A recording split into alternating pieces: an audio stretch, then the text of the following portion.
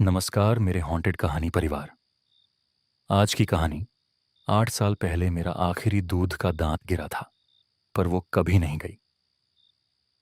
ये कहानी इंटरनेट पर सामने आई एक डरावनी घटना पर आधारित है। इसे सुनने के बाद आप खुद महसूस करेंगे कि कुछ कहानियां सवाल छोड़ जाती हैं। तो आज रात मैं अपने छोटे भाई को सोता हुआ देख रहा था। उसकी मासूमियत और शांति मुझे चिढ़ाने लगी थी। कमरे में हल्की सी रोशनी थी और मैं सोचता रहा कि वह इतना कैसे सो सकता है। मुझे अचानक उसकी तकिए के नीचे कुछ चमकता हुआ नजर आया। हाँ, मैंने उसे उठाया और देखा, वह उसका दूध का दांत था।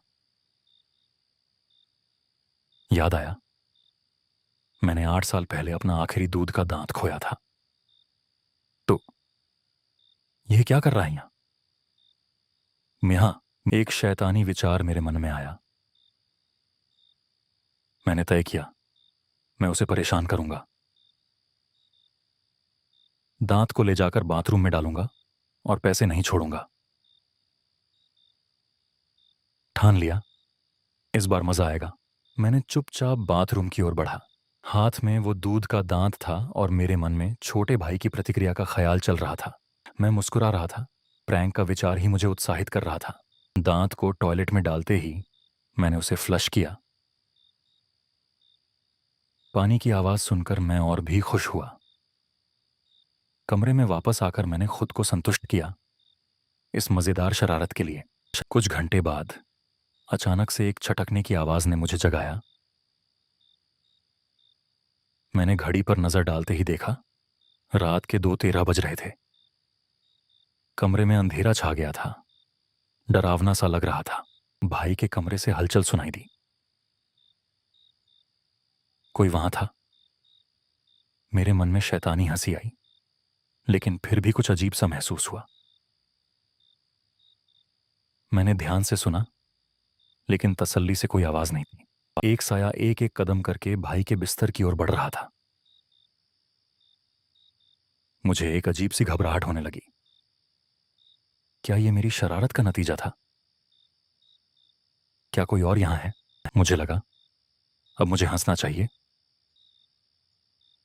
लेकिन फिर मैंने महसूस किया, वो साया रुका और बिल्कुल शांत हो गया। दिल तेजी से धड़कने लगा। क्या वो सच में कुछ कर रहा है?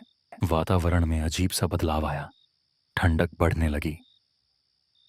सब कुछ सामान्य से परे हो गया, जैसे रात ने अपनी असली पहचान छुपा ली हो। एक सन्नाटा था जो डरावना था। अचानक मुझे एहसास हुआ वो कोई और था। आंखें मेरी ओर घूर रही थीं, जैसे वो मुझे पहचानती हो। मेरी सांसें रुक गईं। क्या मैं सच में यहां अकेला हूं? बाद में मेरी आंखों के सामने एक अंधेरी छाया एक एक कदम करके सामने आई। उस पल मैंने देखा, भाई का दांत बाथरूम में नहीं था। मैं गहरी सोच में पड़ गया। कहीं मैंने दांत लौटाने के लिए रखा तो नहीं? मैंने अपने फोन में रिकॉर्डिंग देखी और उसमें एक हल्की सी आवाज थी, पैसा नहीं दिया। अरे, ये क्या था? अचानक मैं समझ गया कि मेरी शरारत ने क्या मंजर खड़ा कर दिया। मेरी डायरी में लिखा था, छोटी शैतानी, और ऐसा लगता था जैसे वो पहले से ही लिखा हुआ था। मेरी समझ में नहीं आया कि ये सब कैसे हुआ। पुम, क्या ये सिर्फ एक संयोग था? आखिरकार मैंने अपने डैश कैम फुटेज चेक की।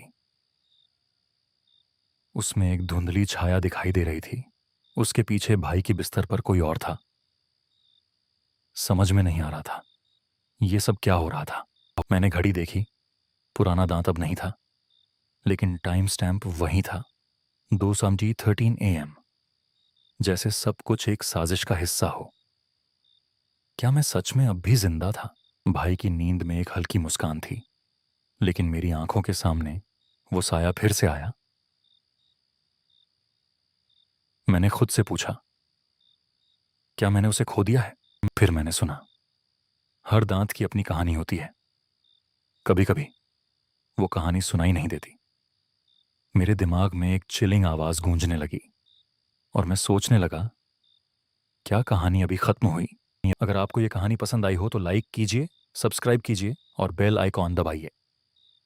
फैकी खून भाम कमेंट में अपनी हॉन्टेड कहानी जरूर लिखिए। खई, अगर आप चाहते हैं आपकी कहानी हम वीडियो में सुनाई तो मेल करें हॉन्टेड कहानी 26@gmail.com। सब्जेक्ट लिखें हॉन्टेड कहानी सबमिशन। मिलते हैं अगली डरावनी कहानी में।